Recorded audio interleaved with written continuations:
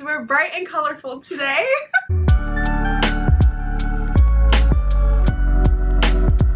Today is going to be a very fun day. We're just gonna sit down, hang out, and go over your unpopular book opinions. We asked you guys over on Instagram to send us some of your unpopular opinions, and we haven't gone through them yet, but we're really excited to sit down and look over them and feel judged. And cry. And cry. These are our favorite videos to film. Like any type of tag or challenge or just like sitting down and chatting are our favorite to film, so we're really excited for today. I think it's important that we say we're all friends here. If we don't agree with something, it's completely fine. I feel like we have some unpopular book opinions, so I'm interested to see like what all of you guys think. Also, ahead of time, I wanted to ask you guys if it was okay to just show your name like with the question. I wanted to do a little poll or something. So for today, we'll cut out the names, but in the future, let us know if you want them not to be anonymous. Let's get into it. Let's get our feelings hurt. Let's get our feelings hurt. Already, it's a lot. We have in all caps. Cracking spines is a necessity. I don't care what people say. You know what? I'll give you that. That is an unpopular opinion. Because I wouldn't be able to stand that. We personally do not do that, but you know, To each their own. To each their own. You know, if you want to crack your spine and dog-ear your books, go right ahead. Maybe that's nicer to read it like that because it's more open. But then when you're done, there on your shelf all cracked and it looking looks crazy. Girl. Seven Husbands of Evelyn Hugo was 3 stars at best.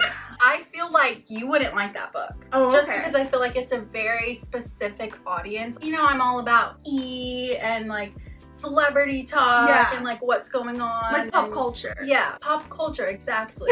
Somebody who doesn't really care about that or the process behind it wouldn't really enjoy it that much. So I feel like I understand that. I haven't read that one either, but I've never heard that from anyone. I actually like the miscommunication trope. What? Okay. Y'all are being for real about these unpopular opinions. Someone's gotta like it, right? Because pretty much every book has it. Yeah. I think it does create like a more dramatic. I can't stand it. I just can't. I'm like, please. You know what's coming though. And I think the only good thing with miscommunication, like the trope itself, you know they're eventually gonna get on the same page. It's just, it sucks during that whole time. Not when it's like the whole book. Right. If it's just like, you know, just in this little section here, they need to sit down and talk about it. But when it's like people we meet on vacation and we're gonna take 20 years of our life and not talk about something, stop. I wish we would like that. I wish I would like that. Yeah. Didn't like Daisy Jones and the Six. Honestly, it wasn't my favorite Taylor Jenkins Reid book. Okay. So maybe not that unpopular. Yeah. I know a lot of people love that book and like that was something I was so excited for, but after reading so many books from her and then finally reading that one, I felt like disappointed. Not disappointed, it just didn't match up to the other ones to me. Gotcha. So I feel that, I guess. Paperback is better than hardcover. I agree. Do you? Hardcovers are so heavy in my tiny little hands. I can't. That is so personal preference though. Yeah. I think it is split. Let's hear the reasonings for paperback. Why I like paperback? Yeah, like more. I feel like they're just much lighter. They're easier to carry around. Seriously, my biggest problem with hardcovers, they're so heavy. I feel like they're just such an inconvenience. We always gotta take the stupid cover off. Hardcovers are more durable. I drop stuff constantly, right? I put something in my bag. The paperback cover's already messed up. It's so easy to damage those by accident that hardcovers just, they last so much longer. When I read paperbacks, I'm trying so hard not to crack the spine that it's more of an inconvenience for me to read those. Whereas hardcover, I can just hold that open. I feel like it always hurts my little hands. That's it. Maybe I have big hands. I don't know. Twisted Love was not good. I've heard that a lot. Yeah. Is that the first one? Everyone always says the first one's horrible and then you'll get through it. I'm so interested to see why everyone says that though. Yeah, we're ready to start that series though. We don't know what the issue is with the first one, but no one seems to like it. The question was, what's your unpopular book opinion? Someone just said anything by Emily Henry. Like, what about it? Did she like it or not like it? Anything by Emily Henry. That's the answer. If you're saying you don't like it, Me too. I feel like it's half and half. Every time I bring up Emily Henry and talk about how I just can't and don't love her, a lot of people in the comments are like, me too. Her writing. Her writing. She's so sweet. Her writing. I don't know. Yeah. We don't know her. We've never met her, actually. I didn't mean her. I meant her writing. Yeah. Her stories just aren't my favorite, and that's fine. Every Summer After throw up side. I think the people who didn't like Every Summer After are people who read The Summer I Turned Pretty and Love in Other Words, because people were saying that it's just copy paste of those two books combined. Now I'm wondering if that's what she did. That's perfectly said too, because excellent wording. I didn't read Love in Other Words, and I really enjoyed Every Summer After. But you read Love in Other Words, and you didn't want to read Every Summer After. Yes. Because it was so similar. Yes. So all the bad reviews I saw were people saying like it's very similar to these two, and I just didn't even want to put myself to that. Yeah. I prefer paperbacks over hardcover. Thank you. I do too. See, she knows that's an unpopular opinion. Whatever. Stephen King's books are disgusting. So that she was like, they're not great. She's like, they're disgusting. Not that I don't love the writing. They disgust me. That's hilarious. Yeah. I kind of want some elaboration. Like, what about it? Not that I have had that experience yet. They put me in a slump a little bit. I didn't even finish the last one I tried to read. I was in a slump all of October for trying to read The Shining. I DNF'd it, so there you go. Spice isn't necessary for good romance, especially if it doesn't make sense for the main characters. I can see it. Yeah. And you know why? Because I read a lot of YA, and they don't have any spice at all, and I love those still. But I do love myself a little bit of spice. It's personal preference again, really. But I do agree it's not necessary. It's definitely not necessary. I just like it. You know what was good? The Love Hypothesis. We had like 1, 2 max. Yes. And that was it. And that's how I like it. I don't want every single chapter to have it, but like, you know. Gotta be a good balance. Yep. Oh. Longer versus short chapters doesn't matter if the book is good. That's for you. It doesn't matter if it's good. It matters on if it's gonna keep my attention or not. I don't like stopping in the middle of chapters. I like stopping once I'm at a new chapter. I do not like audiobooks. You know what? I feel like that could be We're just debating whether or not they've answered the question. I also have a hard time listening to audiobooks. I'm very much a visual learner, so I've got to read it. If I'm trying to just listen to it, I don't like it because I get easily distracted. Let me know if that's like the same. I love audiobooks. Right. So I find myself being the opposite of that. I read and listen at the same time. I don't know. I like audiobooks. I've never had a problem with them, but I know like a lot of people are bothered by the voice and how it kind of sounds crazy. But even when I watch YouTube videos, it's at like 2 times speed. The way they sound is just always the same. Because it's just quick. Yeah. I hated the Cruel Friends series. I'm like, well, welcome to the channel because we didn't love it either. Yeah, it definitely wasn't my favorite. The hype around it. Yeah. I had such high expectations and it just didn't meet them for me. So maybe that's my fault for going into it like that. But yeah, I wasn't that impressed with it. I stopped after the first book. You read the whole series. Well, I had already bought the whole series. My mistake. Age gap romance tropes are good as long as it's not illegal. Well, first of all, right. But also, if it was illegal, I don't even know why that's written.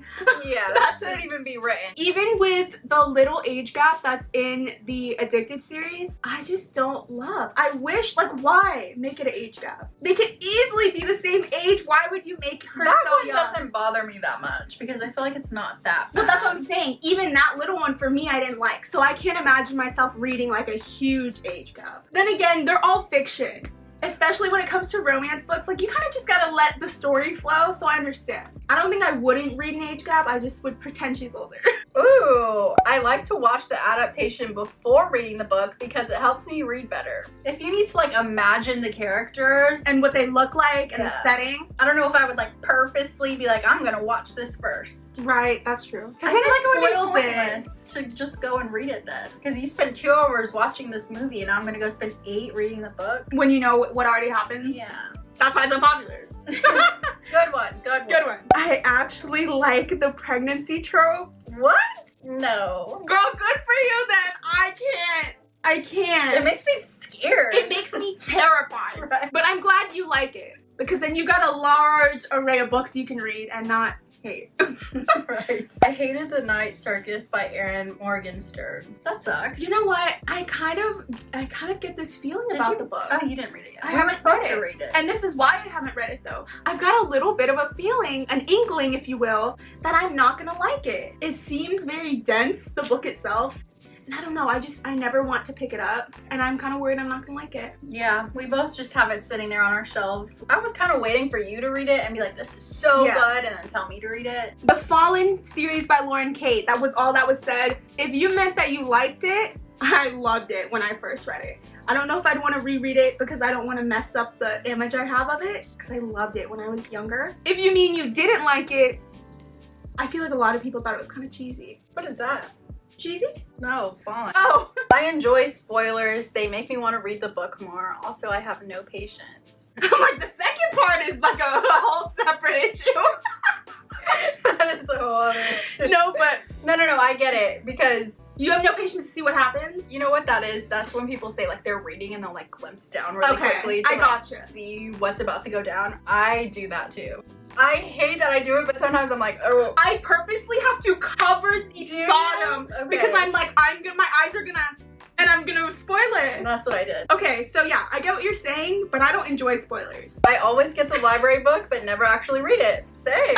Same. The last time we went, I read one of my books, only because like the return date was like the next day, and I was like, I gotta read one of them. Yeah, and I felt like having that deadline would force me to want to read it, but the fact they did automatic extensions, automatic like recheckouts or whatever it's called, I just never, I was like, oh, it'll get rechecked out. Yeah, until it was like, this is it. And I was like, oh crap. Jane Austen is so overrated. That's crazy. It's that traditional writing.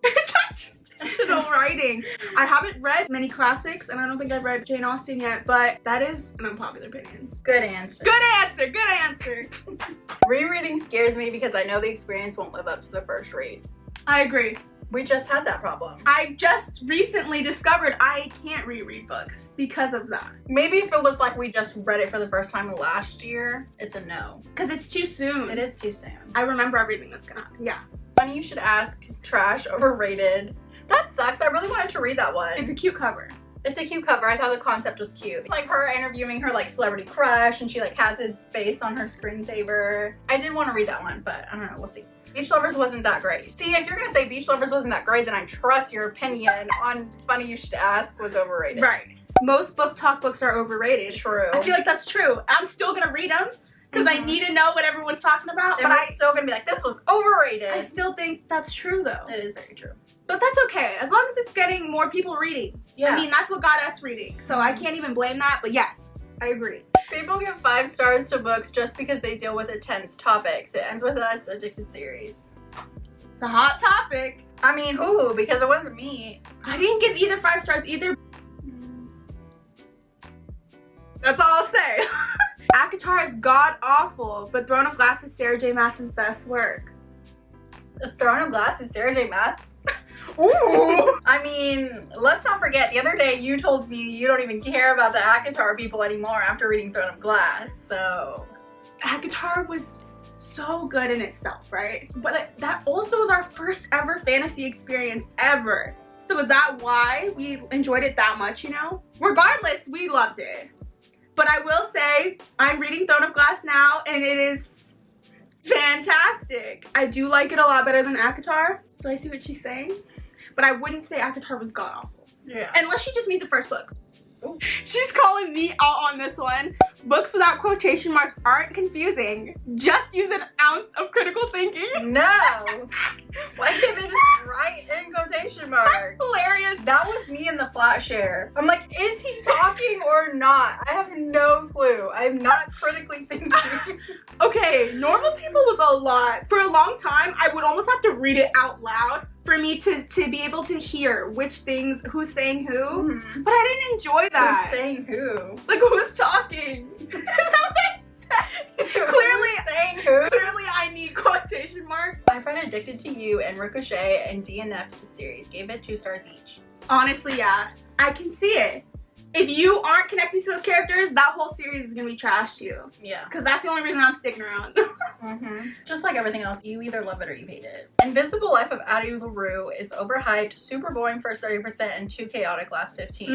The beginning and the middle is like so slow. I remember it took pages. I did like the end. It was chaotic, but it was good chaos. Okay. Like it was worth the whole... It was worth it, yeah. Okay. I absolutely hate the cartoon covers that are so popular, like the Love Hypothesis. What do you think about those? I don't mind them. I mean, I don't love them. I don't hate them. I don't love them. No? But I would buy cartoon covers over like the real people covers. Right. If that's what we're given. Yes. If those are the only two options. Right. I'm going with cartoon covers, but I agree I don't love them. That was all of the responses, you guys.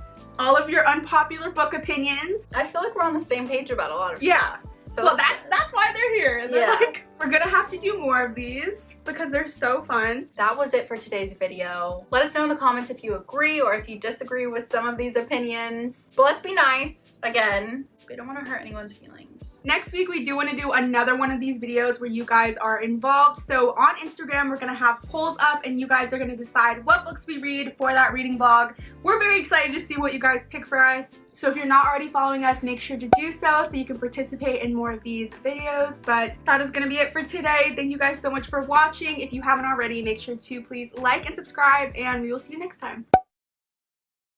Funny You Should Ash? Is that the one she's talking about? That one's big right now. Funny You Should Ask. What? Let me see. It's the one where she Funny like... You Should... I always thought that said Ash. But I can see how you would see that. That whole time I thought that book was called Funny You Should You're Ash. like, Funny You Should Ash is so popular right well, now. I thought it was like kind of a play on words and her name was Ash.